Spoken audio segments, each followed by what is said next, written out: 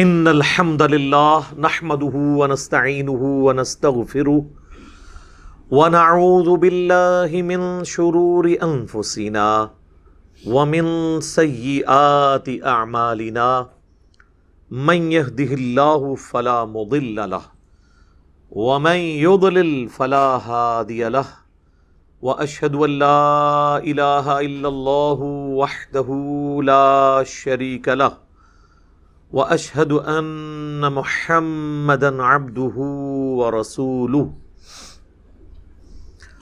اما بعد فان خير الحديث كتاب الله وخير الهدي هدي محمد صلى الله عليه وآله وسلم وشر الامور محدثاتها وكل محدثة بدعة وكل بدعة ضلالة وَكُلَّ ضَلَالَةٍ فِي النَّارِ اعوذ باللہ السمیع العلیم من الشیطان الرجیم من ہمزہ ونفخہ ونفثہ بسم اللہ الرحمن الرحیم رب اشرح لی صدری ویسر لی امری واحلل عقدۃ من لسانی یفقہوا قولی بسم اللہ الرحمن الرحیم ان اللہ وملائکتہ یصلون علی النبی یا ایہا الذین آمنوا صلوا علیہ وسلموا تسلیما اللہم صل علی محمد وعلی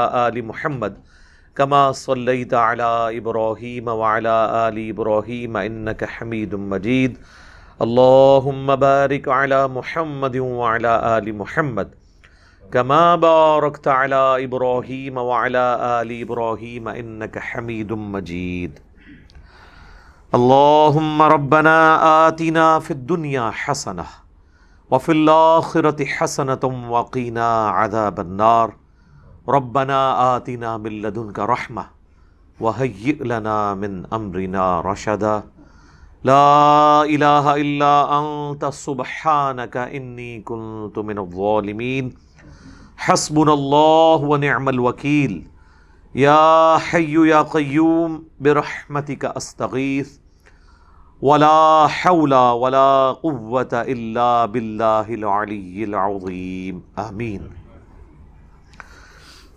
الحمدللہ آج 4 جولائی 2021 کی قرآن کلاس نمبر 83 کی اسٹوڈیو ریکارڈنگ ہونے جا رہی ہے۔ آج انشاءاللہ تعالی ہم سورۃ النساء کی آیت نمبر 116 سے سٹارٹ لیں گے، اور یہ قرآن کی مشہور ترین آیات میں سے ایک آیت ہے، اور یہ آیت مبارکہ آلریڈی سورت میں 48 نمبر پہ بھی گزر چکی ہے، تھوڑے سے فرق کے ساتھ۔ اعوذ باللہ من الشیطان الرجیم بسم اللہ الرحمن الرحیم ان اللہ لا یغفر ان یشرک بہ، بے شک اللہ تعالیٰ اس گناہ کو کبھی بھی معاف نہیں کرے گا، اور امپلائیڈ ہے قیامت کے دن۔ دنیا میں تو سورۃ الفرقان میں آیا کہ اگر کوئی شرک سے توبہ کر لے ہم اس کے گناہوں کو بھی نیکیوں سے بدل دیں گے، سورۃ الفرقان آیت نمبر 70۔ یہ آخرت کی بات ہے کہ آخرت میں کوئی اس حال میں پہنچ گیا کہ اس نے دنیا میں شرک کیا تھا، شرک جلی کیا تھا، تو بے شک اللہ اس کو کبھی معاف نہیں کرے گا کہ کوئی شخص اللہ کے حضور شرک کے ساتھ پیش ہوا۔ وَيَغْفِرُ مَا دُونَ ذَلِكَ لِمَن يَشَاءُ، اور اس کے علاوہ جتنے بھی گناہ ہیں اس کے سوا معاف کر دے گا، لیکن جس کے لیے چاہے گا۔ لِمَن يَشَاءُ یہ قید لگا دی ہے، یعنی اس میں یہ اشارہ ہے کہ شرک کے علاوہ بھی کسی گناہ کے اوپر پکڑ ہو سکتی ہے، کیٹاگوریکلی اجازت نہیں ہے کہ وہ اللہ اس کی گارنٹی دے دے۔ اس کو سپورٹیو حدیث ہے سنن نبی داؤد کے اندر، اللہ کے محبوب صلی اللہ علیہ وآلہ وسلم نے فرمایا اللہ تعالیٰ یا تو شرک کو معاف نہیں کرے گا یا پھر قتل ناحق کو معاف نہیں کرے گا کسی مؤمن کے، یعنی جس نے جان بوجھ کے کیا۔ اس کو سپورٹیو سورہ نساء کی آلریڈی آیات بھی گزر چکی ہے کہ جس نے جان بوجھ کے مؤمن کو قتل کیا اس کی جزا پھر ہمیشہ کی جہنم ہے، اور وہ اتنا کریٹیکل ٹاپک تھا، اس پہ میں نے پھر ویڈیو ڈیٹیل سے ریکارڈنگ کروائی تھی۔ Extra judicial activities, extra judicial killing, قتل ناحق، اس حوالے سے اس میں نے ساری احادیث ڈسکس کی تھی. آج محل نہیں کہ اس کی طرف جاؤں. وَمَن يُشْرِكْ بِاللَّهِ فَقَدْ ضَلَّ ضَلَالًا بَعِيدًا، اور جو کوئی اللہ کے ساتھ شرک کرتا ہے یا کرے گا، یہ دونوں چونکہ مضارع کا صیغہ ہے، تو وہ گمراہ ہوا اور گمراہی میں بھی دور جا پڑا. یہی آیت آئی تھی سورہ النساء کی آیت نمبر 48 بھی. اس میں شروع کے الفاظ تو یہی تھے، ان اللہ لا یغفر ان یشرک بہ ویغفر ما دون ذلک لمن یشاء، لیکن اس کے ساتھ آگے الفاظ کیا تھے؟ ومن یشرک باللہ فقد افترى اثما عظیما، جس نے شرک کیا تو اس نے بہت بڑا گناہ کا کام، بہت بڑا جھوٹ ہے جو اپنے رب پہ باندھ دیا. باقی شروع کے الفاظ وہی تھے. تو وہ آیت جب آئی تھی تو میں نے مسلسل 3 قرآن کلاسز صرف ایک آیت پہ لگائی تھی، 71، 72 اور 73، اور آج چل رہی ہے 83. اور اس کی جتنی نٹی گریٹیز تھیں وہ میں نے ڈسکس کی تھی. اس کے پھر کلپس بھی بنے اور الحمدللہ ملینز آف پیپل تک پہنچے ہیں جو یہ وسوسے دیتے ہیں، جو دھوکے دیتے ہیں. ظاہر ہے کہ اب شرک کو اسٹیبلش کرنے کے لیے ان کا استاد تو شیطان ہے، اور وہ وہاں سے لا کے بہانے پیش کرتا ہے کہ عقل دنگ رہ جاتی ہے کہ جی یہ بھی اس میں سے کچھ ہو سکتا ہے. تو جتنے بہانے تھے، اشکالات، وہ میں نے اس میں ڈسکس کیے تھے. اور اس میں سے بھی جو ایک کرٹیکل پورشن تھا آلموسٹ 40 منٹ کا، توحید سے متعلق 10 اشکالات. اشکال عربی میں کہتے ہیں، جس طرح آپ اردو میں کہہ لیں چیز کا مبہم ہو جانا یا ایمبیگوٹی، پتہ نہ چلے کہ یہ ہے یہ ہے، حالانکہ وہ ہوتی واضح ہے لیکن وہ ایسا الجھاتے ہیں. اس میں مثلا میں نے یہ بھی بتایا تھا کہ وہ کہتے ہیں جی اگر غیر اللہ سے مانگنا شرک ہے تو پھر امی سے روٹی نہ مانگیں، اللہ سے مانگیں. اندازہ کریں، ایک عام آدمی سوچتے ہیں یار واقعی یہ تو اس طرح، حالانکہ پھر اس کو یہ پتہ ہی نہیں کہ قرآن میں ظاہری اسباب کو تو اللہ نے ویسے الگ کیا. وہ اللہ نے پیاس بجھانے کا ذریعہ پانی کو بنایا، بھوک مٹانے کا ذریعہ روٹی کو بنایا، اور پھر اسباب کے ساتھ اس کو جوڑا، اور اس کا قرآن میں حکم دے دیا وَتَعَاوَنُوا عَلَى الْبِرِّ وَالتَّقْوَى وَلَا تَعَاوَنُوا عَلَى الْإِثْمِ وَالْعُدْوَانِ، نیکی اور پرہیزگاری کے کاموں میں ایک دوسرے کی مدد کرو، برائی میں الگ رہو. وہاں تو مدد مانگنے کا حکم ہے، وہ تو آپ کافر سے بھی مدد مانگ سکتے ہیں. لیکن جو دعا ہے إِيَّاكَ نَعْبُدُ وَإِيَّاكَ نَسْتَعِينُ، ہم صرف تیری ہی عبادت کرتے ہیں اور تجھی سے دعا مانگتے ہیں، تجھی سے مدد مانگتے ہیں. یہ والی جو مدد ہے نا، یہ خاص اللہ کے ساتھ، اللہ نے اپنے ساتھ خاص کر لی ہے اس کو عبادت کے طور پہ. تو اس پہ چونکہ بڑی ڈیٹیل میں نے ڈسکشن کی ہے، یہاں پہ میں سکپ کر رہا ہوں. ویسے تو جب بھی توحید پہ آیات آتی ہیں تو دل تو کرتا ہے کہ 1 گھنٹہ اور لگایا جائے، اور جنہوں نے اسلام کا لبادہ اوڑھ کر مسلمانوں میں گھس کے شرک کو عام کیا ہے ان کو مزید ننگا کیا جائے. لیکن میں نے آلریڈی اس وقت اتنی تسلی کی تھی. ظاہر 3 کلاسیں ریکارڈ ہوئی ہیں تو ایک نشست میں نہیں ہوئی، 3 ہفتوں میں ہوئی ہیں، اور وہ ایک کلاس کے لیے پورے ہفتے کی ورکنگ ہوتی ہے کہ تاکہ کوئی ایک چیز بھی ایسی نہ ہو کہ جو سکپ ہو جائے. اس میں لوگ کہتے ہیں جی مختصر بات کریں. میرے بھائی جہاں پر 11ویں شریف کو ثابت کرنے کے لیے 1100 صفحوں کی کتاب لکھی جائے تو سر ہمیں 11 گھنٹے تو دیں نا کہ ہم اس کا جواب دیں. ایسے وسوسے انہوں نے چھوڑے ہوئے ہیں، ایسے ایسے چوہے چھوڑے ہوئے ہیں. تو وہ پھر میں نے ڈیٹیل سے اس پہ ڈسکشن کی تھی، آج میں اس کو سکپ کر رہا ہوں. إِن يَدْعُونَ مِن دُونِهِ إِلَّا إِنَاثًا، یہ تو نہیں پکار رہے مگر دیویوں کو، فیمیل دیویوں کو، مؤنس جو دیویاں ہیں ان کو پکار رہے ہیں. اچھا اب ان کے جو نام بھی تھے نا سارے وہ فیمیلز والے تھے، لات، منات، عزا، جو انہوں نے بتوں کی اور دیویاں جو بنائی تھی، فرشتوں کی بنائی ہوئی تھی. تو فرشتے تو نہ میل ہیں نہ فیمیل، وہ تو اس جینڈر سے ہی آزاد ہیں. تو اللہ تعالیٰ ہمارا کہ یہ عورتوں کے ناموں والی انہوں نے دیویاں جن کو یہ پکار رہے ہیں. وَإِن يَدْعُونَ إِلَّا شَيْطَانًا مُرِيدًا، شیطانًا مریدا، اور یہ تو نہیں پکار رہے مگر شیطان سرکش کو. ظاہر ہے شیطان ہی پیچھے کھڑا ہوا ہے نا. اچھا اب آپ دیکھیں یہ جو میرے سامنے ترجمہ ہے نا، پیر کرم شاہ صاحب الازہری کا ترجمہ ہے. انہوں نے اس کے ترجمے میں کر دیا ہے کہ یہ تو عبادت نہیں کر رہے مگر شیطان سرکش کی.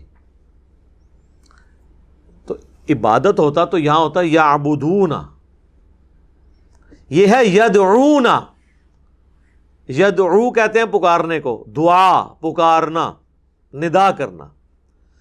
اب ظاہر ہے کہ یہ جس فرقے سے تعلق رکھتے ہیں نا، ان کا تو کام ہی سارا پکار پہ چل رہا ہے. تو انہوں نے ترجمے بھی ایسی ڈنڈی مار دی کہ لکھ دیا عبادت تو ظاہر ہے کوئی بھی بریلوی، دیوبندی، اہل حدیث، شیعہ یہ تو نہیں کہے گا کہ میں اللہ کے سوا کسی اور کی عبادت کرتا ہوں.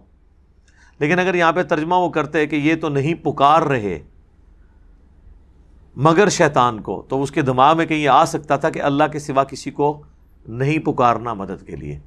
تو کبھی اس کے دماغ میں آ سکتا تھا کہ یہ میں جو یا شیخ عبد القادر جیلانی مدد یا علی مدد کہہ رہا ہوں، یہ تو میں اللہ کے مقابلے پہ ان ہستیوں کو پکار رہا ہوں. اور ان ہستیوں نے کہیں یہ نہیں کہا.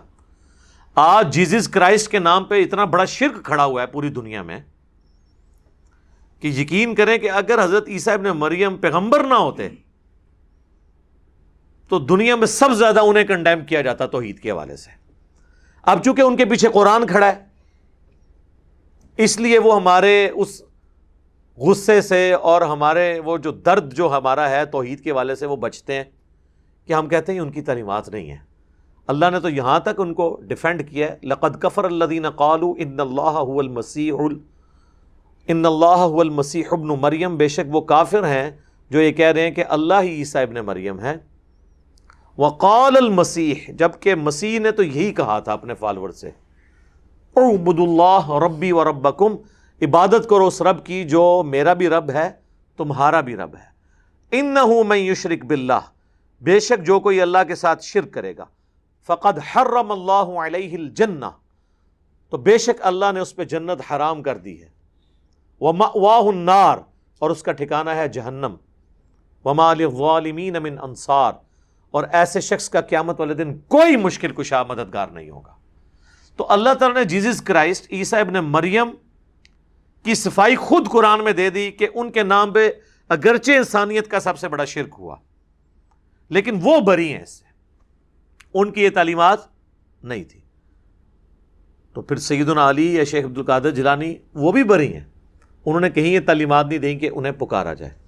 ان کو تو چھوڑ دیں. یہ آپ کے دور حاضر میں ایک اتنی بڑی مثال ہے پیر نصیر الدین نصیر صاحب کی. ان کے تو قلم کی سیاہی بھی خشک نہیں ہوئی جو انہوں نے کتابیں لکھی ہیں، اعانت اور استعانت کی شرعی حیثیت، جس پہ انہوں نے غیر اللہ کو مدد کے لیے پکارنے کو شرک کہا. اس کی وجہ سے سارے بریلوی علماء اور پیر حضرات ان کے مخالف ہو گئے. اور پھر انہوں نے وہ جو دعائیہ نظم کہی، سب کا داتا ہے تو، سب کو دیتا ہے تو، اور وہ سارے الفاظ جو بریلوی مکتب فکر کے اندر بزرگوں کو پکارنے کے لیے یوز ہوتے تھے، انہوں نے ایک ایک لفظ مشکل کشا، داتا، حاجت روا اپنے شعروں میں سارے وہ اللہ کے ساتھ منسوب کر کے نہ ان کی پوری برین واشنگ کی. ہمارے شعیب بھائی نے پڑھی تھی ماشاءاللہ، وہ لاکھوں لوگوں نے وہ دیکھی ہے، سب کا داتا ہے تو، سب کو دیتا ہے تو. تو اس کے باوجود ان کو مرے ہوئے آلموسٹ 10 سال ہوئے ہیں، اور ان کے بیٹے ان کا عرس کروا رہے ہیں، بڑے بڑے بینرز لکھے ہوئے ہیں، حق نصیر، یا نصیر، اور پتہ نہیں المدد، پتہ نہیں کیا کچھ لکھا ہوا ہے. یہ تو ہم نے اپنی زندگی میں دیکھ لیا ہے. اس ماڈرن دور میں 11 سال کے اندر ان کے اپنے بیٹوں نے وہ کام شروع کر دیے ہیں جو جس کے وہ خلاف پوری زندگی بولتے رہے. یہ واضح ثبوت ہے کہ پرانے بزرگوں کے ساتھ بھی اگر کوئی غلط بات منسوب ہوئی ہے تو اس کی کوئی ایشورٹی نہیں ہے کہ انہوں نے یہ سب کچھ کہا ہے، خصوصاً وہ لوگ جن کی ہمیں توحید ویریفائی ہو جاتی ہے باقی کتابوں سے. مثلا شیخ عبد القادر جیلانی کی کتاب ہے فتوح الغیب، اس کی شرح امام ابن تیمیہ نے لکھی ہے. توحید کا وہ آپ سمجھ لیں کہ سر چشمہ ہے، اور اس کے جتنے بھی زبردست قسم کے اقتباسات تھے نا، وہ پیر نصیر الدین صاحب نے ایک علیحدہ سے کتاب لکھی، الجواہر التوحیدیہ فی التعلیمات الغوثیہ. شیخ عبد القادر جیلانی کی تعلیمات کی روشنی میں ان کی کتابوں سے توحید کے موتی. یہ اتنی سخت کتاب لکھی ہے پیر نصیر الدین صاحب نے. ایک تو وہ شیخ عبد القادر جیلانی کے وہ سارے لیے, اس کے بعد جو انہوں نے اپنے الفاظ میں اس کی, جو میں کہتا ہوں جی کوئی یعنی اینٹی صوفی اتنے سخت الفاظ میں اسے کنڈیم نہیں کر سکتا جس طرح انہوں نے خود کیا ہے. اور ان کا میں خود اس مسند پہ بیٹھا ہوں. یہ پچھلے دنوں ہم نے جو ایک ویڈیو اپلوڈ کی تھی توحید سے متعلق 10 دھوکے, وہ آیت نمبر 48 سورۃ النساء کی, تو اس کے سٹارٹ میں ہم نے ان کی ویڈیو بھی چلائی ہے. وہ کہتے ہیں میں سب سے مضبوط گتی پہ بیٹھوں, میں تو کسی کو مشکل نہیں دور کر سکتا. اور ان کا تواڈے جو کو کر سکتے آئے جوہر دکھائے مان لیں گے. اچھا یہی بات جب ہم کرتے ہیں نا کہ ہے کوئی بابا لے کے آؤ کر کے دسے, کہتے ہیں توہین کر رہا ہے, تو وہ تو انہوں نے خود کہا ہے کہ آؤ کر کے دسو. چونکہ وہ بڑی ایک پرسنالٹی تھے اس لیے یعنی لوگ دبے الفاظ میں تو بولتے رہے لیکن اس طرح کھل کے سامنے نہیں آئے. بہرحال انہوں نے اپنا جو ڈیمیج کرنا تھا وہ کر دیا ہے. شرک کے حوالے سے جو انہوں نے شرک کو ڈیمیج کرنا تھا اور توحید کو اسٹیبلش کرنا تھا, کافی حد تک انہوں نے معاملات کر دیے الحمدللہ. تو یہ شیطان کو پکار رہے ہیں. تو اب یہاں دیکھیں انہوں نے عبادت ترجمہ کیا. اسی طریقے سے وہ سورہ الجن میں آیت آتی ہے نا, وَأَنَّ الْمَسَاجِدَ لِلَّهِ فَلَا تَدْعُوا مَعَ اللَّهِ أَحَدًا, اور یہ کہ مسجدیں خالص اللہ کے لیے ہیں, مساجد میں اللہ کے سوا کسی اور کو نہ پکارو. وہاں پہ بھی نہ بریلویوں نے ترجمہ یہی کیا ہے, مسجدیں خاص اللہ کے لیے, اللہ کے ساتھ کسی اور کی عبادت نہ کرو. اب مجھے بتائیں عبادت تو کوئی بھی نہیں کر رہا, ویسے تو پکارنا بھی عبادت ہے, لیکن عام بندے کو عبادت سے فوراً ذہن میں آتا ہے نماز, لیکن وہ بھول جاتا ہے کہ نماز خود دعا ہے. ابو داؤد, ترمذی, سنن نسائی تینوں میں حدیث موجود ہے, الدعاء هو العبادہ, دعا ہی عبادت ہے. اسی لیے قرآن میں دیکھیں ایاک نعبد کے بعد وایاک نستعین آیا, دعا کا ذکر ساتھ یہ ہے کہ اگرچہ عبادت تھی نستعین بھی, لیکن اسے علیحدہ سے مینشن کیا کہ اس میں اگر کسی کو وہم بھی آئے نا تو وہ نکل جائے. اچھا عبادت میں تو نماز, روزہ, حج, زکوٰۃ, نذر, قربانی, صدقہ سب آتا ہے.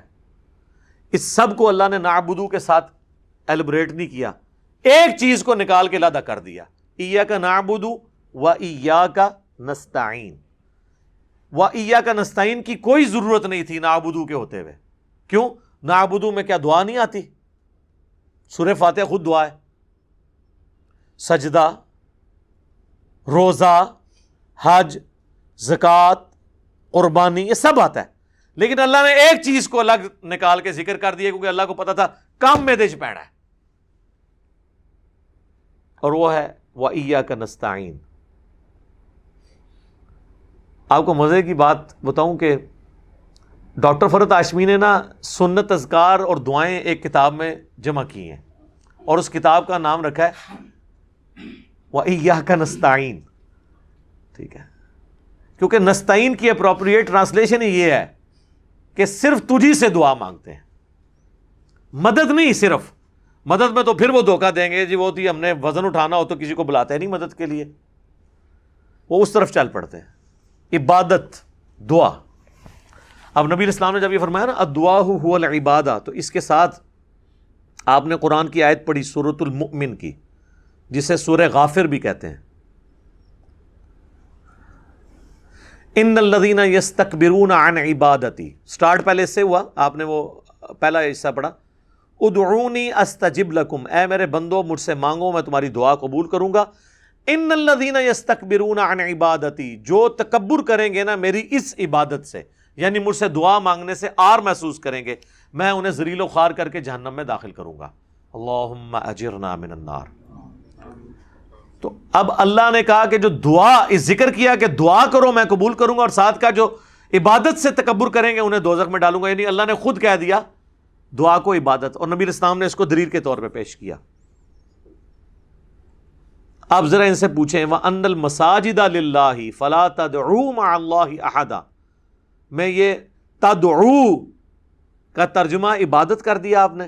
ہو سکتا ہے وہ پھر آپ کے ساتھ گیم کھیلیں کہ جی وہ عبادت اس لیے کیا کہ دعا بھی تو عبادت ہی ہوتی ہے نا, ایڈے سیدھے نہیں جے جلیبی نو زیادہ ڈنگے نے. اچھا یہ اگر آپ کی ہوتی نا منطق, تو آپ کرتے کہ آپ لکھتے کہ اللہ کے ساتھ کسی کو نہ پکارو اور بریکٹ میں یعنی کہ پکارنا ہی عبادت ہے، عبادت نہ کرو، پھر اسی تہاڈا اخلاص مان لیندے، پکڑ کے ترجمہ ہی چینج کر دیا. یعنی ہمیں عربی نہیں آتی ہے تو لفظی اردو میں مستعمل ہے. اردو میں دعا مستعمل ہے نا، پکارنا. تدعو،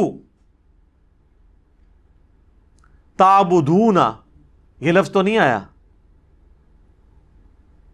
تدعو لفظ آیا، ترجمہ کر دیا عبادت.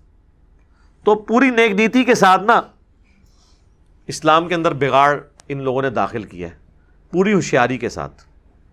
اور اس کے پیچھے ریزن یہ تھی کہ چونکہ صدیوں کا بگاڑ آ چکا تھا، وہ کہتے ہیں یہ تو طے ہے کہ ہم جن بابوں کے ماننے والے ہیں وہ ٹھیک تھے، اگرچہ قرآن کی تعلیمات کی روشنی میں وہ غلط ثابت ہو رہے ہیں، لیکن اب کرتے یہ ہیں کہ قرآن کو ہی کسی طریقے سے بابے کا مرید کر لیتے ہیں، بجائے خود قرآن کے مرید ہونے کے نا قرآن کو مرید کر دیں بابے کا، تاکہ دونوں پیر بھائی بن جائیں. سر قرآن کو تو آپ کسی پیغمبر کے تابع بھی نہیں لا سکتے. نبی علیہ السلام کو قرآن میں کئی جگہ یہ بات ارشاد ہوئی ہے، اور اس کا کلائمیکس ہے سورہ یونس. میں یقین کریں جتنی بار یہ الفاظ پڑھتا ہوں بندہ کانپ اٹھتا ہے کہ کس لیول کی گفتگو ہو رہی ہے. اس لیول پہ اتر کے بھی اگر کسی امت کو سمجھایا جائے، اس کے بعد بھی وہ امت کام ڈال دے، تو پھر سر دکھ ہی ہوتا ہے نا کہ اگر کتاب سلامت نہ رہتی پھر تو آپ کا گلہ ٹھیک تھا، کتاب بھی سلامت ہو اور حرکتیں یہ ہوں. وَإِذَا تُتْلَى عَلَيْهِمْ آيَاتُنَا، اور جب ہماری آیات ان پر پڑھی جاتی ہیں بینات روشن. قَالَ الَّذِينَ لَا يَرْجُونَ لِقَاءَ نَأْتِ بِقُرْآنٍ غَيْرِ هَذَا أَوْ بَدِّلْهُ، تو جو لوگ قیامت کے دن ہماری ملاقات کے امیدوار نہیں ہیں نا، آنکھیں چراتے ہیں نا اکاؤنٹیبلٹی کے دن سے، تو اے نبی وہ تم سے کہتے ہیں کہ اس قرآن کو چھوڑ کے کوئی اور قرآن لے کر آؤ. یعنی اس کو تھوڑا سا ذرا، وہی بات ہے، پیار دیں، محبت دیں، وہ جو ہمارے عماد بھائی کہتے ہیں. یہ تو بڑی سخت باتیں ہیں. کوئی اور قرآن لے کر آؤ، او بدل ہو، یا اس قرآن کو بدل دو. اے نبی اس قرآن میں تو بڑے گاڑے فتوے ہیں، کوئی میٹھی میٹھی کوئی تارے جمیسا والی باتیں کرو، یہ سمجھانے کے لیے. قل ما یکون لی ان ابدلہ من تلقاء نفسی، اے نبی تم فرماؤ کہ مجھے تو یہ اختیار ہی نہیں ہے کہ میں اپنی نفس کی خواہش کے ساتھ اس قرآن کے کسی حصے کو بدل سکوں. نبی کو تو اختیار نہیں ہے، لیکن نبی کے امتیوں نے اپنے بابوں کے پیچھے قرآن کا ترجمہ بھی تبدیل کیا، اس کی تفسیر بھی تبدیل کر دی. اور ڈاکٹر سرار صاحب صحیح کہتے تھے کہ قرآن کی بھی تحریف ہو چکی ہوئی ہے، صرف ٹیکسٹ محفوظ ہے. قرآن میں تحریف انہوں نے کر دی ہے. جب ٹیکسٹ محفوظ ہے، ٹیکسٹ جن لوگوں تک پہنچانا ہے وہ تو جانا ہے ترجمے کی فارم میں. ترجمے میں بابا گھس گیا، اس سے جو رزلٹ نکلنا تھا نا، جس سے اس کی اصلاح ہونی تھی، وہ مولوی نے بیان کر دیا. جب تدعو کا ترجمہ عبادت کر دیا تو انہیں عبادت بھی اللہ دی کرنی ہے اور بابے نو بھی پکارنا ہے، وہ ترجمہ جو چینج ہو گیا. ان اتبع الا ما یوحى الی، میں تو اتباع کرنے والا ہوں، نہیں اتباع کرنے والا سوائے اس کے جو میری طرف وحی کیا جاتا ہے. انی اخاف ان عصیت ربی عذاب یوم عظیم، بے شک میں تو خود اس بات سے ڈرتا ہوں کہ اگر میں نے بھی اپنے رب کی نافرمانی کی تو بڑے دن کا عذاب مجھے بھی آ پکڑے گا. نبی علیہ السلام کے بارے میں قل لو شاء اللہ ما تلوتہ علیکم ولا ادراکم بہ، اے نبی تم فرماؤ کہ اگر اللہ ہی چاہتا نا تو میں کبھی قرآن تم پر تلاوت نہ کرتا، یعنی مجھ پہ نازل ہی نہ ہوتا اور نہ تمہیں اس کا ادراک کروایا جاتا. فقد لبثت فیکم عمرا، تو بے شک میں نے اپنی عمر کا کافی حصہ تم میں گزارا ہے. من قبلی، اس قرآن کے نزول سے پہلے. افلا تعقلون، کیا تمہیں عقل نہیں آتی ہے کہ میری زندگی میں تو کبھی نہ کوئی شاعری تھی، نہ اس طرح کی گفتگو تھی. یعنی ایک بندہ جو سلیس زبان میں بات کرتا ہے، اچانک وہ ردیف کافیوں میں بات کرنا شروع کر دے اور وہ کسی شاعر کے پاس بھی نہ جائے اور اتنی پرفیکشن کے ساتھ وہ گفتگو شروع کر دے، جبکہ اس کی 40 سال کی زندگی لوگوں کے سامنے ہو. تو اللہ تعالیٰ فرما رہا ہے کہ تم نبی فرماؤ کہ میری زندگی پہ غور کرو، کہیں نظر آتا ہے کہ میں نے کبھی کسی شاعر کے بعد کوئی مشقیں کی ہوئی ہوں اور یہ میں نے یہ فن لرن کر لیا ہو، اچانک میں نے یہ سب کچھ کہنا شروع کر دیا. تو یہ اللہ نہ چاہتا تو نہ میں تم پہ تلاوت کرتا. مجھے تو خود بھی نہیں پتا میرے اوپر نازل ہوا ہے اور مجھے اللہ تعالیٰ نے چوز کر لیا. فمن اظلم ممن افترا علی اللہ کذبا، پس اس سے بڑھ کر کون ظالم ہو سکتا ہے جو اللہ پر جھوٹ باندھ دے. یعنی یہ کہا جا رہا ہے کہ بالفرض اگر میں نے اللہ پہ جھوٹ باندھا ہے نا کہ میں اللہ کا پیغمبر ہوں، تو مجھ سے بڑا پھر ظالم کوئی نہیں ہے.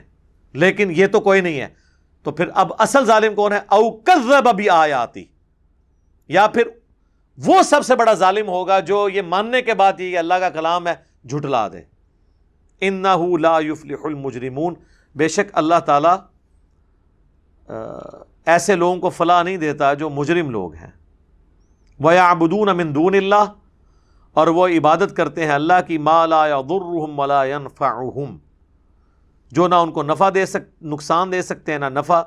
وَيَقُولُونَ، اور کہتے ہیں، هَؤُلَاءِ شُفَعَاؤُنَا عِندَ اللَّهِ، وہ کہتے ہیں یہ تو اللہ کے حضور ہمارے سفارشی ہیں. قُلْ أَتُنَبِّئُونَ اللَّهَ بِمَا لَا يَعْلَمُ فِي السَّمَاوَاتِ وَلَا فِي الْأَرْضِ، کیا تم اللہ کو ایسی بات بتا رہے ہو جو اللہ کے تو علم میں آسمانوں اور زمین میں موجود ہی نہیں. ہوئے ہوئے ہوئے، سبحانہ وتعالی عما یشرکون، پاک ہے وہ ذات سب سے بلند اونچی ہر اس چیز کے شرک سے جو اس کی طرف تم منسوب کرتے. ویسے تو یہ چھوڑنے کو دل ہی نہیں کرتا سورہ یونس، یہی چلنی شروع ہو جانی تھی آگے. یہ تو وکھرا جہاں ہے سر، یہ جہاں ہی کچھ اور ہے. تو اب اللہ تعالیٰ کس طرح کھول کھول کے چیزوں کو بیان کر رہا ہے، لیکن یہ ان کے لیے جو قرآن کو سن لیں. جو قرآن کو نہیں سنیں گے ان کے لیے کوئی ہدایت نہیں ہے. لعنہ اللہ، اللہ کی لعنت ہے ایسے لوگوں پر جو اللہ کے سوا اور ہستیوں کو پکار رہے ہیں. وقال لأتخذن من عبادک نصیبا مفروضا، اور شیطان نے تو پہلے یہ کہہ دیا تھا، اے اللہ میں تیرے بندوں میں اپنا حصہ مقرر کروں گا. یعنی بندے تو تیرے ہیں لیکن کچھ میرے بھی مرید ہو جائیں گے اس میں سے. وہ تو بہت زیادہ ہوئے ہیں. وہ تو سورہ سبا میں فاتر میں آئے گا کہ شیطان نے جو اپنا گمان تھا سچ کر دکھایا، اور اکثریت اس کی پیروکار ہو گئی سوائے چند مومنین کے. اللہ دیکھے جی، اللہ کیسا ٹروتھ لور ہے کہ اللہ نے شیطان کی بات بھی انڈورس کر دی ہے کہ جی بھائی ایک دعویٰ کیتا ہے کار دکھایا انہیں. اور ایک تو یہ کہا اس نے، اس کے بعد شیطان نے کیا کہا تھا؟ وَلَأُضِلَّنَّهُمْ، اور میں ضرور انہیں گمراہ کروں گا. وَلَأُمَنِّيَنَّهُمْ، اور میں ضرور انہیں لمبی لمبی امیدیں دلاؤں گا. کہ ابھی تو بڑی عمر پڑی ہوئی ہے، جوانی میں داڑھی رکھ کے روک لگانے کی کیا ضرورت ہے. وَلَآمُرَنَّهُمْ، اور میں انہیں حکم دوں گا اس بات کا. ظاہر ہے شیطان فزیکلی تو آگے حکم نہیں دے گا، کس نے ماننا ہے؟ یعنی وہ وسوسے دلا کے اور انسانوں کے ذریعے، اور انسان میں ان کے نمائندہ علماء سو ہیں من الجنت والناس، میں ان کو حکم دوں گا فَلْيُبَتِّكُنَّ آذَانَ الْأَنْعَامِ، تو وہ ضرور بالضرور چیریں گے کان چوپایوں کے. یعنی یہ جو شریعت کی بگڑی بھی شکل چل رہی تھی نا عرب کے اندر، کہ وہ بتوں کے نام پر کان چیر کے نا جانوروں کے چھوڑ دیتے تھے کہ یہ فلاں بت کے نام کا جانور ہے، یہ اس کی خوشنودی کے لیے ہم جو ہے نا ذبح کریں گے.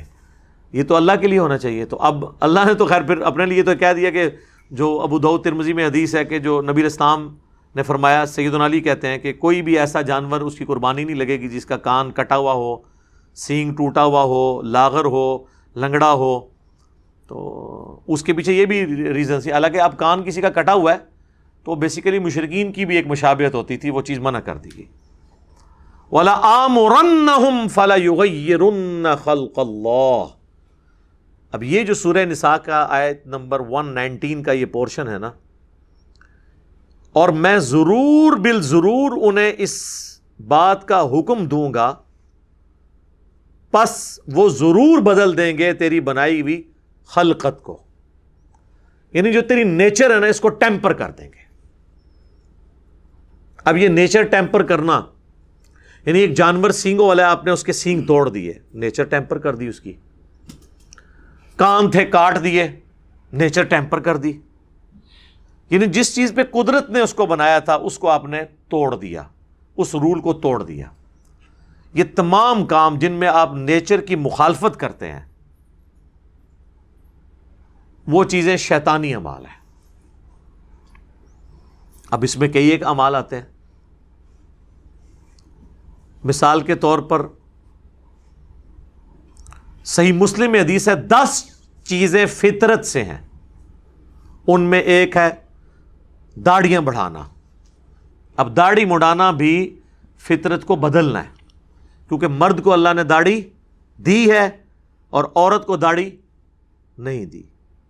تو اب داڑھی کا مرد کے چہرے پر اگنا یہ اس کی فطرت ہے، نیچر ہے جس پہ اس نے اللہ نے اس کو پیدا کیا ہے۔ ایٹ لیسٹ اتنی داڑھی رکھنا جسے عرف عام میں داڑھی کہا جائے، یعنی آپ سمجھ لیں آدھا انچ، جس سے چہرے کی کھال چھپ جائے۔ یہ مرد کے لیے فرض ہے، مٹھی رکھے سنت ہے، افضل ہے، لیکن کم از کم اتنی داڑھی رکھنا ضروری ہے تاکہ وہ مخالفت کرے اس چیز کی جو اللہ تبارک و تعالیٰ نے جس چیز کو شیطانی کام کہا ہے، کہ شیطان نے کہا تھا میں خلقت کے بگاڑنے کے اوپر ان کو لگا دوں گا۔ اس کو سپورٹیو حدیث ہے بخاری اور مسلم دونوں کی کہ نبی علیہ السلام نے ان مردوں پر لعنت فرمائی جو عورتوں کی مشابہت اختیار کریں، ان عورتوں پر جو مردوں کی مشابہت کریں ان پر بھی لعنت فرمائی۔ آپ کو کئی مرد نظر آئیں گے وہ اپنے کانوں میں بالیاں ڈال کے پھرتے ہیں، اچھا وہ یہ سمجھ رہے ہوتے ہیں ہم بڑے ڈومیننٹ ہیں۔ کوئی بھی سلجھا ہوا انسان ایسے بندے کو دیکھ کے کوئی امپریس تو نہیں ہوتا۔ آج تک آپ میں سے کوئی بندہ جس میں تھوڑی سی عقل امپریس ہوتا ہے کہ یار کہ کان ٹوٹا جائے، اور وہ اپنے میں سمجھ رہا ہوتا ہے میں پتہ نہیں کیا توپ چیز بن گیا ہوں، اب کانوں میں بالیاں ڈال دی ہیں، عورتوں کی مشابہت اختیار کی، تو لعنت کا مستحق۔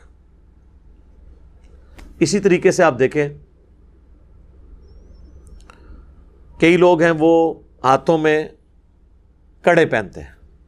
اب ہاتھ میں کڑا پہننا اور زیورت کی ایک قسم کی ایک ریزمبلنس اختیار کرنا، ہم تو یقین کر ہم نے تو وہ کبھی چین والی گھڑی نہیں پہنی اسی ڈر سے کہ یار میں اس میں فتویٰ نہیں لگاتا کیونکہ اس میں تو گھڑی آ جاتی ہے، لیکن بہرحال پھر بھی شروع میں تو احمد بریلوی صاحب تو وہ کہتے تھے یہ عورتوں کی مشابہت ہے، چین والی گھڑی وہ نہیں پہنتے تھے، اس کو مشابہت سمجھتے ہوئے کہ زیور کے قریب ہے، میٹل تو ہے نا، لیکن گھڑی کی وجہ سے اس کے اوپر سے وہ حکم اتر جاتا ہے، ظاہر ہے وہ چوڑی یا اس میں آپ کا کڑا اس میں تو نہیں، اس کیٹیگری میں فال نہیں کرتا۔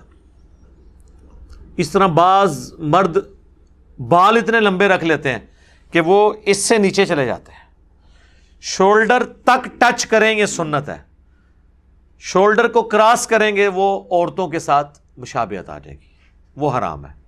اور عورت شولڈر کے نیچے رکھے گی، اس سے جیسے ہی اوپر کرے گی یا ٹچ کروانے تک اس حد تک رکھے گی وہ مردوں کی مشابہت ہو جائے گی۔ تو یہ والی اسی طریقے سے کپڑے پہننے میں بھی ہے، جس طرح آج کل نعت خوانوں نے ایسے عجیب کپڑے پہنے ہوتے ہیں کہ یعنی جب تک آپ اس کی شکل نہ آپ کسی کے سامنے کریں، نچلا دھاڑا آپ دکھائیں تو وہ پتہ نہیں چلتا ہے یہ مرد ہے یا عورت ہے جس نے یہ کپڑے پہنے ہوئے۔ پہلے تو یہ صرف پہنتے تھے ہمارے یہ جو سنگر حضرات ہیں، لیکن اللہ کے فضل سے یا بلکہ کہنا چاہیے اللہ کے غضب سے نعت خواں تو جو ہے سنگرز کو بھی چھوڑ گئے، وہ پھر بھی کوئی ڈیسنٹ لباس پہنتے ہیں۔ نعت خواں تو ان کی تو پگڑیوں میں 5-5 10-10 رنگ اور گوٹے لگے ہوئے ہوتے ہیں، اور وہ اپنے طور پہ یہ سمجھ رہے ہوتے ہیں ہم اچھے لگ رہے ہیں، لیکن یقین کریں ہمارے تو چھوٹے چھوٹے بچے بھی دیکھ کے ان کو ہنستے ہیں کہ یار یہ کس قسم کے کپڑے انہوں نے پہنے ہوئے۔ تو یہ ساری مشابہت ایسی ہے جس میں انسان لعنت کا مستحق ہوگا۔ اچھا، اس میں ایک اور پہلو بھی ہے کہ اس طرح کے معاملات سے بچتے ہوئے بالکل انسان یہ نہیں ہے کہ پرانگدہ حالت میں رہنا شروع کرتا ہے۔ وہ بھی سنن نبی داؤد میں حدیث ہے، نبی علیہ السلام نے ایک شخص کو دیکھا اس کے کپڑے میلے تھے، تو آپ نے فرمایا اس کو کوئی ایسی چیز نہیں ملی کہ کپڑے دھو کے پہنتا۔ ایک شخص آیا سنن نبی داؤد میں مسند احمد میں حدیث ہے، اس کے بال بکھرے ہوئے تھے، آپ نے فرمایا تجھے کوئی کنگھی نہیں ملی تو اپنے بال سنوار لیتا، اس چیز کو ناپسند کیا۔ اسی طریقے سے سنن نبی داؤد مسند احمد میں ایک حدیث ہے، یہ ساری حدیثیں آپ کو مشکات میں کتاب اللباس چیپٹر میں مل جائیں گی۔ نبی علیہ السلام نے ایک بندے کو پرانگدہ حالت میں دیکھا، آپ نے فرمایا کہ تو کیا کرتا ہے؟ وہ کہتا ہے میری اتنی بھیڑ بکری ہیں۔ وہ بڑا امیر لینڈ لارڈ بندہ تھا، اس کے جانور اتنے زیادہ تھے، تو آپ فرمایا تیرے کپڑے کی حالت ہے، مطلب اللہ تعالیٰ پسند فرماتا ہے کہ جب کسی کو دے تو اس کی نعمتوں کا اثر اس پہ دکھائی دے، لیکن اس میں فضول خرچی نہیں ہوگی، یہ ایسی حرکتیں نہیں ہوگی کہ جس کی وجہ سے کسی غریب کا دل دکھنا شروع ہو جائے۔ لوگ بعض اوقات پیسے کا شو آف کرتے ہیں، وہ بھی بالکل حرام ہے، یہ ذہن میں رکھیے گا، یہ دونوں ایکسٹریمز ہیں، اور نہ اس کی بنیاد پہ کوئی شخص کسی کو سادگی سے روک سکتا ہے۔ جامعہ ترمذی میں حدیث ہے، جس نے دنیا میں سادہ لباس اختیار کیا اور مہنگا لباس چھوڑ دیا تو قیامت والے دن اللہ تعالیٰ پبلکلی اسے جنت کا حلہ پہنائے گا کہ اس نے میری خاطر دنیا میں سادگی اختیار کی۔ یہ سادگی ہے، اس کا یہ مطلب نہیں کہ گندے کپڑے پہن لینے ہیں، یا وہ الیاس قادری صاحب اپنی ویڈیو میں بتا رہے تھے، فیضان سنت میں انہوں نے لکھا بھی ہوا ہے پرانے والی میں، وہ کہتے ہیں میں تو اپنے نئے سوٹ کے اوپر پیوند لگا لیتا ہوں تاکہ سنت پوری ہو جائے۔ یہ تو بدعت ہے، سنت تو یہ ہے کہ کپڑا پھٹے تو اس پہ پیوند لگایا جائے۔ نئے کپڑے کے اوپر پیوند لگانا اگر سنت ہوتی تو حضور علیہ السلام خود لگاتے، تو کہتے ہیں سنت پہ، یعنی زبردستی کی سنتیں بنا کے ان پہ عمل کرنا، یہ بھی ایکسٹریم ہے۔ دوسری طرف یہ بھی سنن ابی داؤد میں حدیث ہے، جس نے دنیا میں شہرت کا لباس پہنا قیامت والے دن اللہ اسے ذلت کا لباس پہنائے گا۔ اب شہرت کا لباس کون سا ہے؟ جس میں تکبر ہو، لوگوں کو نیچا دکھانا مقصود ہو۔ اب یہ دیکھ لیں ہمارے کئی پولیٹیشنز ہیں، میل فیمیل، آپ دیکھیں 40-40 لاکھ کے پرس انہوں نے اٹھائے ہوئے ہیں، 20-20 لاکھ کی گھڑیاں پہنی ہوئی ہیں، اور پھر باقاعدہ جب اپنے انٹرویو کرتے ہیں تو صحافیوں سے لکھواتے ہیں کہ لکھو یہ فلاں برانڈ کا ہے، یہ وہ۔ یہ تو حرام ہے، چاہے حلال کی کمائی کا بھی ہے نا، اس طرح کی نمائش کرنا حرام ہے۔ صحیح مسلم میں حدیث ہے، جس کے دل میں رائی کے دانے کے برابر بھی تکبر ہوا وہ جنت میں نہیں جائے گا۔ تو صحابہ ڈر گئے، ان کا یا رسول اللہ بعض اوقات انسان کی خواہش ہوتی ہے اس کے کپڑے جوتے لباس اچھا ہو، تو کیا یہ تکبر میں آئے گا؟ آپ نے فرمایا یہ تکبر نہیں ہے، اللہ بھی خوبصورت ہے اور خوبصورتی کو پسند فرماتا ہے۔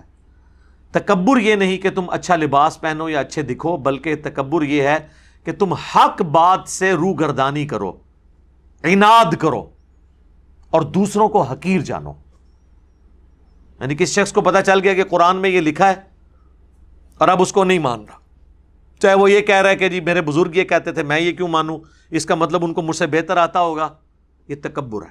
ایک بندے کو پتہ چل گیا بخاری مسلم میں نماز کا طریقہ یہ لکھا ہے، اب وہ اتنی اکڑ میں آیا کہ وہ بجائے اس سنت پہ عمل کرنے کے معاشرے کے ڈر سے سنت کو چھوڑ رہا ہے، تو اس کے اندر تکبر ہے، کیونکہ وہ اللہ کے سامنے اکڑ رہا ہے۔ عاجزی اللہ کے سامنے کرنی تھی، وہ کی ہوئی ہے عوام کے سامنے، کہ عوام کے ڈر سے نماز نہیں پڑھا رفع الیدین کے ساتھ۔ عوام کے سامنے تو کوئی آپ نے عاجزی نہیں کرنی ہوتی، عاجزی تو اللہ کے لیے، عوام کے لیے صرف یہ کہ عوام کے سامنے آپ نے کوئی ایسی حرکت نہیں کرنی کہ ان کو آپ ذلیل کریں۔ آپ نے اچھا لباس پہننا ہے پہنے، لیکن اس کی بنیاد پہ کسی کی غربت کا مذاق نہ اڑائیں، جو ہے نا کہ دوسروں کو حقیر جاننا۔ اور دیکھیں اللہ نے کیسا غرور توڑا ہے ہمارا۔ نماز میں صحیح بخاری میں حدیث ہے، نبی علیہ السلام یعنی صفوں کو سیدھا کرواتے تھے تو پاؤں سے پاؤں کو ملا دیتے تھے فزیکلی، یلزقو کے الفاظ ہیں، فزیکلی ملاتے تھے۔ اور اس چیز کا آپ کو ادھر تو اتنا احساس شاید نہ ہو، آپ کبھی حج اور عمرے کے لیے جائیں اور کوئی آپ کے ساتھ حبشی پاؤں ملا کے کھڑا ہو جائے نا، تو آپ جب رکوع میں جائیں گے تو آپ کو بڑا عجیب فیل ہو رہا ہوگا۔ ظاہر ہے جو ایک بالکل کالا سیاہ پاؤں بندے کو بعض اوقات دل میں تھوڑا سا فیل ہوتی ہے چیز۔ تو اللہ نے یہ غرور توڑا ہے کہ امیر ہو غریب ہو، گورا ہو کالا ہو، وہ اپنے جسم کے ساتھ جسم، پاؤں کے ساتھ پاؤں ملائیں گے تاکہ ان کی یہ بیچ میں تکبر ٹوٹ جائے کہ اللہ کے سامنے اس بنیاد کے اوپر کوئی فرق نہیں ہے۔ وہ مسند احمد میں حدیث ہے، تم سب آدم کی اولاد ہو، آدم کو اللہ نے مٹی سے پیدا کیا تھا، کسی کالے کو گورے پر، کسی سرخ کو سیاہ پر، کسی سیاہ کو سرخ کے اوپر، کسی گورے کو کالے پر، کسی کالے کو گورے پر، کوئی فوقیت نہیں مگر تقوی کی بنیاد پہ، جو سورۃ الحجرات میں ہے، ان اکرمکم عند اللہ اتقاکم، بے شک اللہ کے نزدیک عزت والا وہ ہے جو تم میں تقوی والا ہے۔ تو اللہ تعالیٰ کو اس سے پرواہ نہیں، اس کو ہونی بھی نہیں چاہیے۔ اس نے تو خود سورہ حجرات کی اس آیت کا آغاز اس سے ہوتا ہے نا کہ اللہ تعالیٰ نے تمہیں قبیلوں میں اور خاندانوں میں بانٹ دیا لتعارفوا، تاکہ تمہاری پہچان ہو۔ ان اکرمکم عند اللہ اتقاکم، تقوی کا معیار یہ نہیں ہے کہ کوئی کس خاندان میں پیدا ہوا ہے، بے شک اللہ کے نزدیک عزت والا وہ ہے جو تقوی والا ہے۔ اللہ کے حضور یہ نہیں ہے کہ کسی کا رنگ کیا ہے۔ تو عاجزی اور اسی طریقے سے نمائش، ان کے درمیان بیلنس آپ نے رکھنا ہے۔ باقی شہرت کے لباس سے جس حد تک بچ سکتے ہیں وہ بچیں۔ اس میں ایک اور حدیث ہے جس کو اکثر لوگ پوچھتے ہیں، جی سنن ابی داؤد میں ایک حدیث ہے، جس نے جس قوم کی مشابہت کی وہ قیامت والے دن انہی میں شمار ہوگا۔ اور یہ حدیث بیان کر کے فوراً وہ کہتے ہیں جو پینٹ شرٹ پہنے گا وہ گوروں کے ساتھ اٹھایا جائے گا، وہ یہ اس کی تشریح کر رہے ہوتے ہیں۔ اچھا، وہ ان سے یہ پوچھے کہ مولانا یہ اپنی جیب میں جو سمارٹ فون ہے ذرا یہ نکالیں، یہ کون سے غوث کتب ابدال نے بنایا ہوا ہے؟ یہ اس میں آپ کی گوروں کی مشابہت نہیں ہو رہی ہے؟ جس گاڑی میں آپ بیٹھتے ہیں اس میں گوروں کی مشابہت نہیں ہو رہی؟ آپ کے گھر میں جو جتنے انسٹرومنٹس لگے ہوئے ہیں، کسی رحمۃ اللہ علیہ نے، اللہ کی توفیق کسی کو نہیں ہوئی کوئی اس طرح کی چیز بنا سکے، تو آپ کی مشابہت پینٹ شرٹ میں کیوں گھس گئی ہے؟ وہ مشابہت وہ ہے جو کسی کی مذہبی ایکٹیویٹی میں مشابہت ہو۔ مثلا کوئی ماتھے پہ سندور لگا لیتا ہے، سکھوں والا کڑا پہن لیتا ہے، گلے میں سلیب لٹکا لیتا ہے، ٹائی نہیں، ٹائی سلیب میں نہیں آتی۔ ٹائی تو ہندو بھی باندھتے ہیں، مسلمان بھی باندھتے ہیں، سکھ بھی باندھتے ہیں، عیسائی بھی باندھتے ہیں۔ اگر یہ مذہبی نشان ہوتا تو ویٹیکن سٹی کے پاپ نے بھی ٹائی لگائی ہوتی، اس نے سلیب لٹکائی ہوئی ہوتی ہے۔ یہ وہ مشابہت ہیں جو مذہبی ایکٹیویٹیز کی مشابہت ہیں، وہ آپ کسی قوم کے ساتھ کریں گے تو قیامت والے دن ان میں شمار کیے جائیں گے۔ باقی تو ہر چیز میں اب مشابہت ہو رہی ہے، کیا کریں؟ ہمارے تو قرآن گوروں کی پرنٹنگ پریس کے اوپر چھپ رہے ہیں، حدیث کی کتابیں اس پہ چھپ رہی ہیں، تو یہ مشابہت وہ نہیں ہے جو مذہبی مشابہت ہے۔ باقی تو ٹیکنالوجی جو ہوتی تھی وہ تو اس وقت بھی ٹیکنالوجی تو کہیں سے بھی امپورٹ کی جاتی تھی۔ مثلا ہند کی تلوار مشہور تھی عرب کے ملکوں میں، المہند کہا جاتا تھا اسے۔ او المہند علی المفند دے دی چوں نکلیا ہوا ہے۔ تو حالانکہ اس وقت تو یہاں پہ سارے گمراہی تھی، لیکن تلواریں یہاں کی مانی جاتی تھی کہ ہند کی تلوار ہے، المہند، ہند کی تلوار۔ تو اب تو ہند کے مفند بھی مشہور ہیں ہر طرف کے، جنہوں نے کتابیں لکھی وہ بھی خود ان کے اندر بھی مفندین موجود ہیں، اور جن کے خلاف لکھی ان میں بھی موجود ہیں۔ وہ تو کہیں سے بھی لیا جاتا تھا۔ ایون یہ رومنز اور پرشینز کے خلاف جب جنگیں ہوئی ہیں تو مسلمانوں نے لیٹسٹ اسلحہ انہی سے ہی چھینا ہے، منجنیق مسلمانوں نے تو نہیں بنائی تھی۔ اسی طریقے سے آپ کو پتہ ہی ہے جب سلطان محمد فاتح نے فتح کیا تھا قسطنطینیہ، استنبول جسے آج کل کہتے ہیں، تو وہ جو بڑی توپ تھی نا جس کے ساتھ یہ ساری ایکٹیویٹیز کی، وہ ایک کرسچن انجینئر تھا جس نے بنائی تھی۔ انجینئر نے بنائی سی، عالم دین کو نہیں بانٹ سکی سی۔ وہ مشہور بندہ تھا، اتنی پیمنٹ پہ اس بندے کو انہوں نے بلایا تھا، ہے کرسچن تھا لیکن اس نے مسلمانوں کا ساتھ دیا۔ تو ٹیکنالوجی تو آپ کسی سے بھی لے سکتے ہیں۔ یہ جو مشابہت منع ہے وہ ریلیجس ایکٹیویٹیز میں نہیں۔ اس طریقے سے غیر مسلموں کی آپ عبادت گاہوں میں وزٹ کے لیے تو جا سکتے ہیں، لیکن جو وہ ایکٹیویٹیز شرکیہ پرفارم کر رہے ہیں اس کا حصہ آپ نہیں بن سکتے۔ وہ پھر آپ اس مشابہت میں آ جائیں گے جس کے بارے میں اتنے سخت احکامات ہیں۔ باقی اس میں تو کئی ایک باتیں ہیں جو کی جا سکتی ہیں۔ یہاں پہ میں اس ٹاپک کو کنکلوڈ کرنے سے پہلے ایک حدیث بیان کر دوں جو میری فیوریٹ حدیث ہے۔ صحیح بخاری صحیح مسلم دونوں میں حدیث موجود ہے۔ ایک عورت سیدنا عبداللہ ابن مسعود کے پاس آتی ہے اور کہتی ہے کہ حضرت میں نے سنا ہے کہ آپ ایسی عورتوں پر لعنت کرتے ہیں جو ٹیٹو بنواتی ہیں، گدواتی ہیں، اور خوبصورت دکھنے کے لیے دانتوں کے درمیان گیپ بنواتی ہیں، اور چہرے کے بال اکھاڑتی ہیں پلکنگ کے ذریعے۔ عورت وہ بال تو اکھاڑ سکتی ہے جو مردوں کی مشابہت والے ہوں جیسے مونچھیں، لیکن یہ بال نہیں اکھاڑ سکتی۔ تو ان تین قسم کی عورتوں پہ آپ لعنت کرتے ہیں۔ تو عبداللہ ابن مسعود نے فرمایا میں کیوں نہ ایسی عورتوں پہ لعنت کروں جن عورتوں پہ قرآن میں اللہ نے لعنت کی ہے۔ ہائے ہائے ہائے، وہ عورت آگے سے کوئی انڈیا پاکستان کی کوئی عاشق رسول نہیں تھی، نہ دی جو کچھ بھی ہے تیرے محبوب کی امت سے ہیں۔ اس نے قرآن پڑھا ہوا تھا، اس نے کہا حضرت میں نے پورا قرآن پڑھا ہے، مجھے تو قرآن میں ایسی کوئی آیت نہیں ملی ہے جو آپ. اچھا میرا خیال ہے آج کل کی تو عورت کوئی سوال بھی نہیں کر سکتی کسی عالم دین سے. آپ بولڈنس کا لیول دیکھیں. عبداللہ ابن مسعود، بخاری مسلم میں آیا کہ 4 بندوں سے قرآن سیکھو اگر سیکھنا ہے، ان میں ایک عبداللہ ابن مسعود ہے. اور صحیح بخاری میں آتا ہے عبداللہ ابن مسعود کہتے ہیں اگر مجھے پتا ہوتا نا کہ دنیا میں کوئی مجھ سے زیادہ قرآن جانتا ہے. اچھا ان کو کسی نے نہیں کہا بڑی متکبرانہ گلاں کر رہے ہیں، یہ انہوں نے اپنی جس فیلڈ میں اپنا ٹائم لگایا تھا ان کو فخر تھا. اس کے کیس انہوں نے کسی سے چندہ بک نہیں اس کو دی کہ جا کے پیسے لے کے آ کے مجھے سب، انہوں نے بتایا کہ میں نے ایک محنت کی ہے. تو بخاری کے الفاظ ہیں اگر مجھے پتا ہو نا کہ مجھ سے زیادہ کوئی قرآن جانتا ہے، میں اپنے اونٹوں کے جگر جلا کے نا وہاں پہ پہنچوں اس سے قرآن سیکھنے کے لیے. میں نے 80 صورتیں حضور کے پیچھے سن کے یاد کی ہیں. 80 صورتیں 114 میں سے ڈائریکٹ حضور سے سن کے. آپ تو مدرسوں میں حفظ کرواتے ہیں، اس شخص کے بارے میں سوچیں جو حضور کے پیچھے نماز تہجد میں سن کے 80 صورتیں اس نے زبانی یاد کر لی ہیں. تو وہ اتنا بڑا عالم ہے اور وہ عورت کہہ رہی ہے کہ حضرت میں نے پورا قرآن پڑھا ہے، قرآن میں تو مجھے کوئی ایسی آیت نہیں ملی ہے. یعنی ریفرنس مانگ رہا ہے. یہاں آپ اکابرین سے، مفتیات سے، بزرگان دین سے ریفرنس مانگ کے دیکھیں، وہ کہتے ہیں مجھے پتہ لگ گیا کہ ڈسلیشن تو بول رہے ہیں. تو عبداللہ ابن مسعود نے فرمایا کہ کیا تم نے قرآن میں یہ نہیں پڑھا سورۃ الحشر کی آیت وما آتاکم الرسول فخذوہ وما نہاکم عنہ فانتہوا، جو رسول اللہ تمہیں دیں وہ تم لے لو اور جس سے منع فرما دیں اس سے رک جاؤ. تو رسول اللہ نے ہی لعنت فرمائی ہے ایسی عورتوں پہ جو ٹیٹو بنواتی ہیں، گدواتی ہیں جسم میں، یا دانتوں میں گیپ بنواتی ہیں. یہ اللہ کی خلقت کو تبدیل کرتی ہیں. اچھا اس میں الفاظ یہ ہیں کہ اللہ کی بنائی ہوئی خلقت کو بدلتی.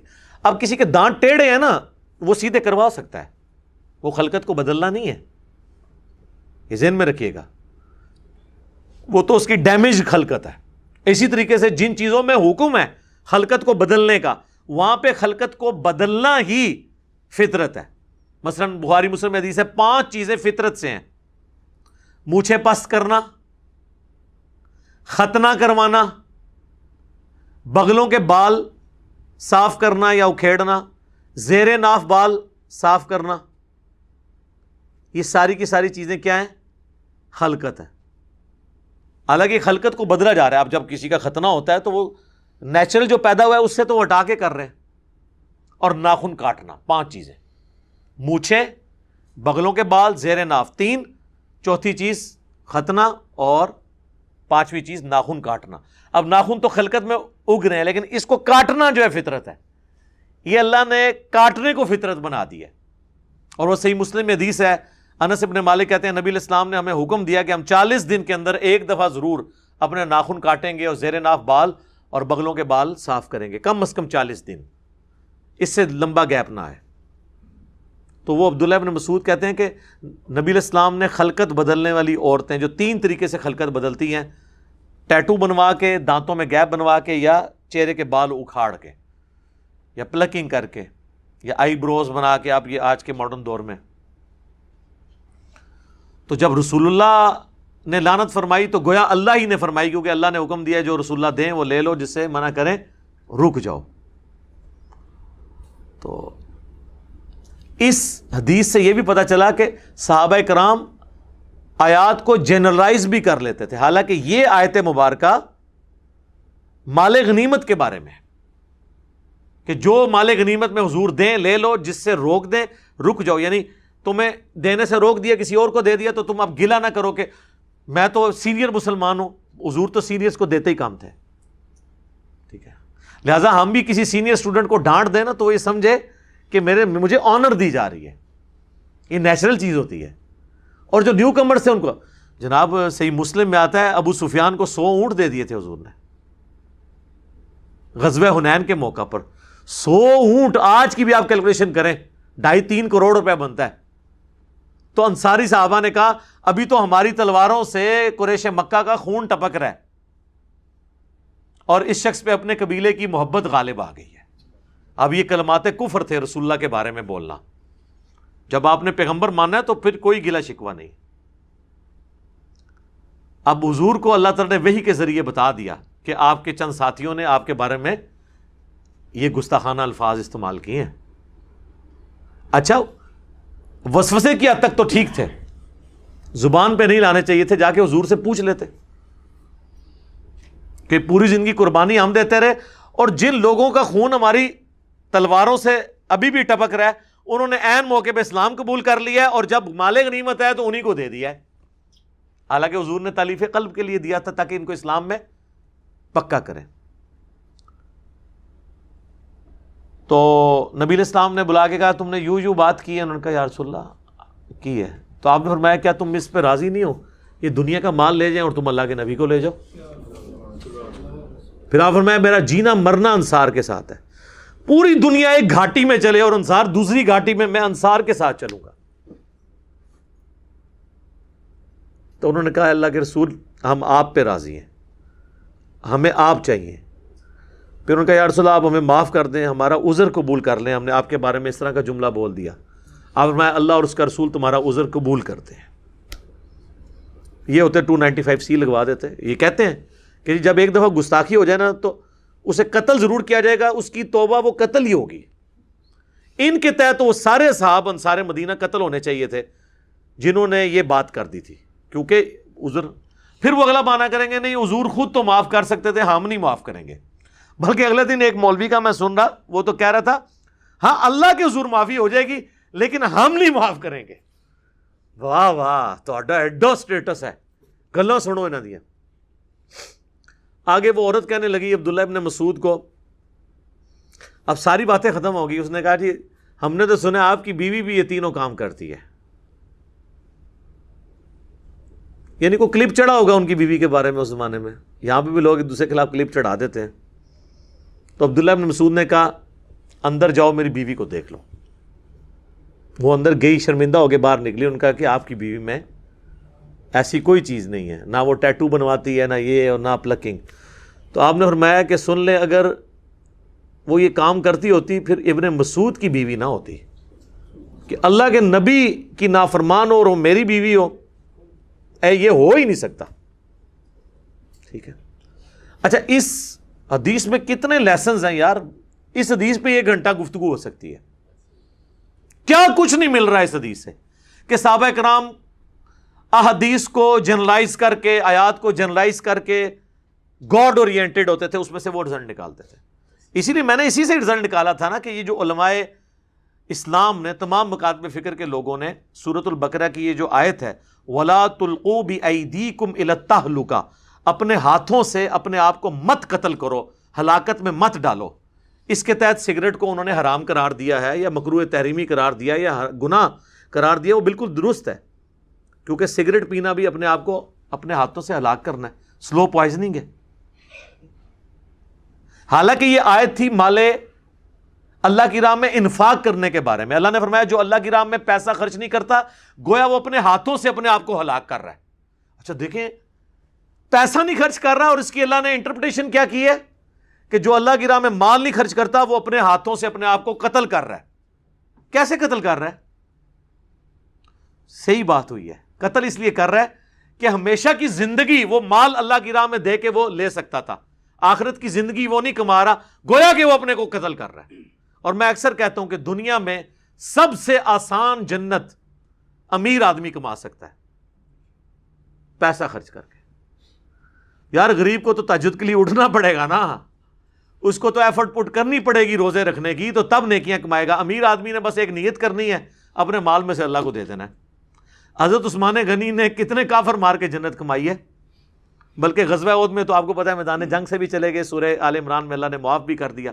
حضرت عثمان کی 3 دفعہ جو جنت پکی ہوئی ہے, نہ تو نفلیں پڑھنے پہ, نہ میدان جنگ میں کوئی کارنامہ دکھانے کے اوپر, مال خرچ کرنے پہ. ایک دفعہ ترمذی میں ڈیٹیل موجود ہے, ایک دفعہ جو ہے وہ مسجد نبوی کی توسیع کے لیے زمین خیرات کر دی اللہ کی راہ میں, مسلمانوں کے لیے کنواں کھدوا دیا میٹھے پانی کا, اور غزوہ تبوک کے موقع پر کافی اونٹ اور ساز و سامان جو ہے وہ لدے ہوئے دیے.